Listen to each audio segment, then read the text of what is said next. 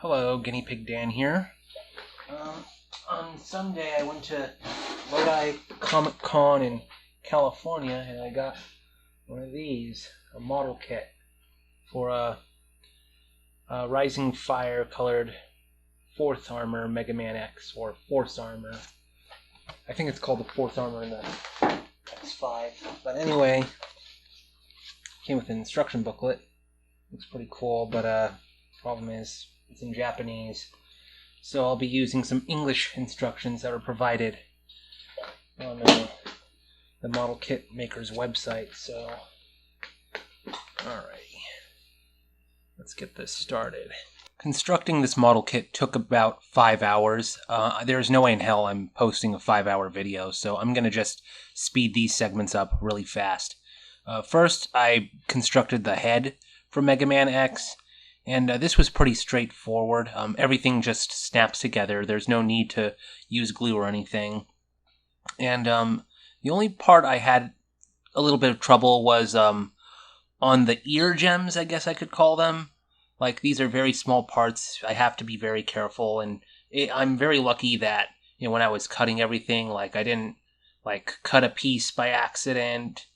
And it's also lucky that I didn't accidentally snap any parts when putting things together. The forehead gem and the ear gems were 3 very tiny red pieces that I had to cut out, and I had to shove them in quite a bit, and it took me quite a while. I'm gonna skip over really boring stuff trying to shove in a little piece.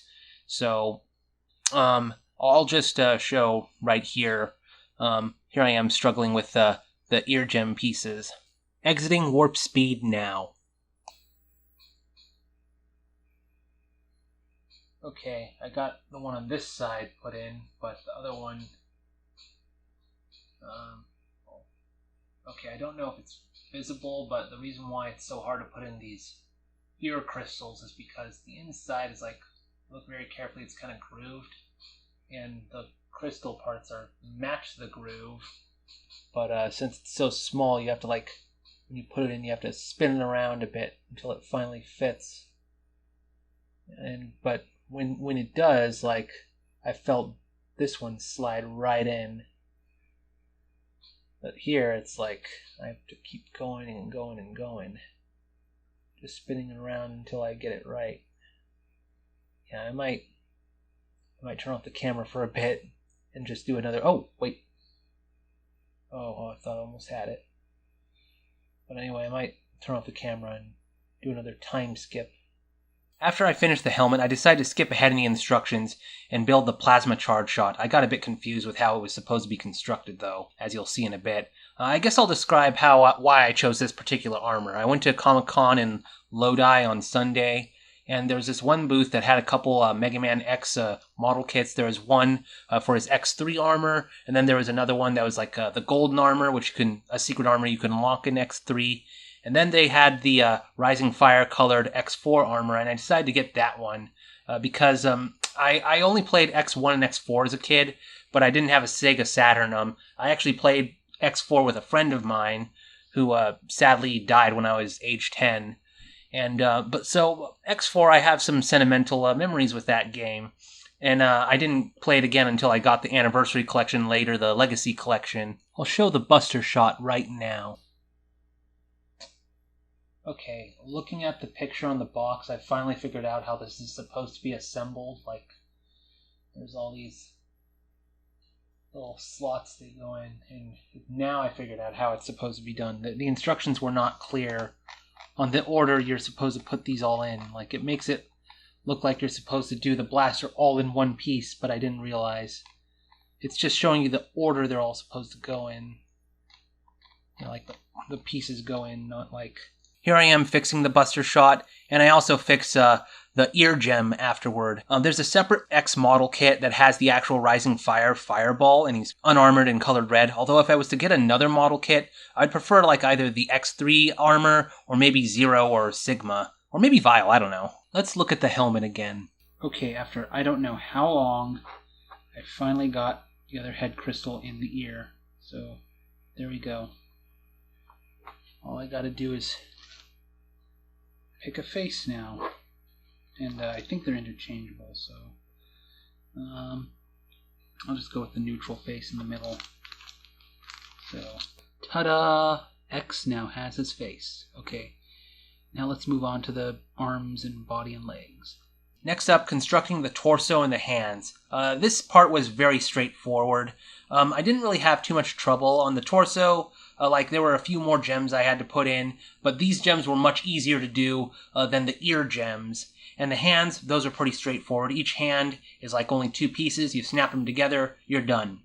And there was only one part where I thought I was in trouble. It was when I was putting together what I guess I might call X's underwear. Now, each part comes within these plastic grids that you can see, and you have to snap them off. And I was cutting them off with my little scissors thing. And when I was putting the underwear together, I could see the little nubs. I didn't do a completely good job, removing them. So I decided to take the underwear apart very gently and try and cut off the nubs. So then, I could push the underwear back together and, the pieces would be closer together. However, when I was trying to separate the underwear parts, they came apart very fast all of a sudden, even though I was trying to be slow and gentle. And I was scared for a moment that I'd actually broken the part, because I think I heard a snap sound. But I inspected the parts very carefully, and then I cut off the nubs and then I put them back together. And thankfully, they weren't broken. So that was very fortunate. At no point did any parts break. And there were a few times where I'd drop a part on the floor, even little tiny parts, but I always found them. And there were even a few times my phone fell off the camera stand, but I would just stop filming and adjust the camera and put it back where it was supposed to be. So this was pretty straightforward. The only major challenges were putting in the really tiny gems, and the most difficult one came on I think one of the legs. And in a moment, you are about to see a really weird looking X with no arms but hands around him. I took some very strange in-progress photos and videos. Ooh, look at that. X has 6 hands now, and they're floating at his command. Next, I built the arms and the Mega Buster.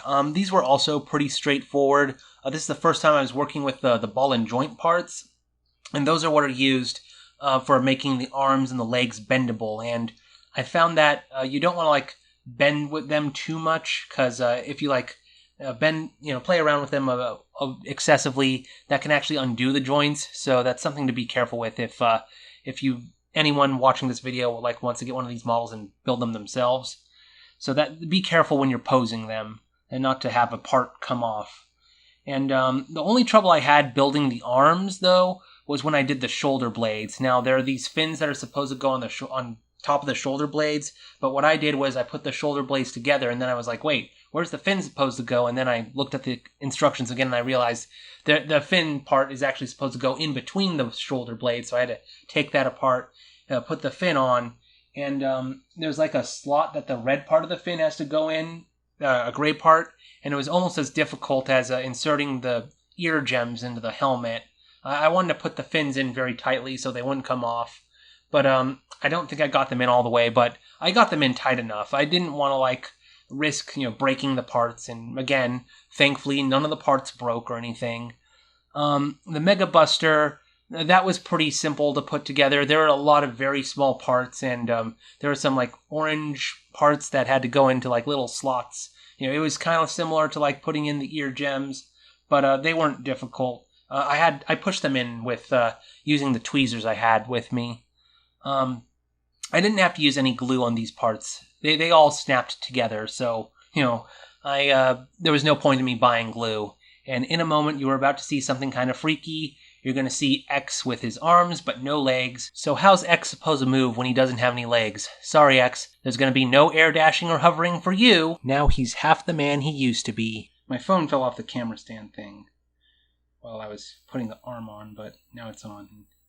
I got X no. Now I know how Zero felt when he got his legs blown off in X1. Finally, I worked on the legs. Now, at first I was going to work on just the right leg and then the left leg, but then I decided to work on both at the same time, just so I could get rid of the remaining plastic grids I had on the desk, to just get rid of them faster.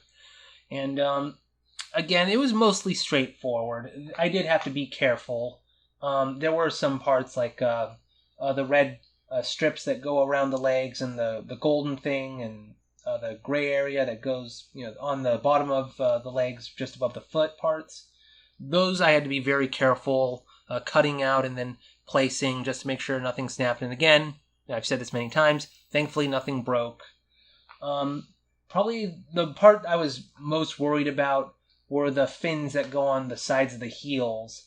I had to be, again, I made a mistake where I put the circular part together, but then I realized the actual fin has to go in the middle of it, so I had to push the heel apart, stick the fin in, and then push the heel back together. And the sides of the heels had the most difficult gems to put in. I think on the right foot, I got that one in like after a couple minutes of trying, but the left one, I think, took me about an hour to get in, and I did not bother to film that. It would be way too boring to just watch me trying to force one gem into one part. So I just thankfully time skipped that part.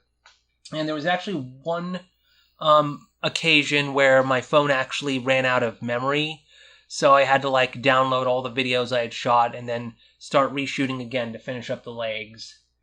And I'm trying to think anything else. Of course, I had to make a couple more of those joint pieces, and I think the left joint on the that connects the leg with the foot part, that one's a bit loose. I don't know if I did something wrong, or maybe I messed around with the piece too much. But the model seems to stand well. It's just if it only comes off if I mess with it way too much. So it stands perfectly fine. If I had to rank my favorite Mega Man X armors, I'd say the Force armor is up there. Mostly because of the helmet part that gives you infinite boss weapon energy as long as your weapons are uncharged. And also the plasma beam shot. And also, you also get the choice of the other arm cannon where it gives you 4 charged shots. I like having that choice, which preference you have. The hover I don't use very much. And the Nova Strike, I completely forget this armor has the Nova Strike unless I'm using Ultimate Armor. That's the only time I use the Nova Strike, really, when you just can use it unlimited.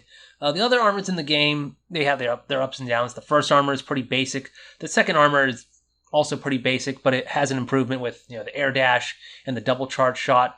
The high max armor in X3 is just slower with the charge shot and the upward dash.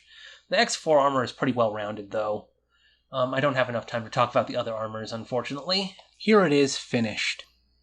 Ta-da! He is done.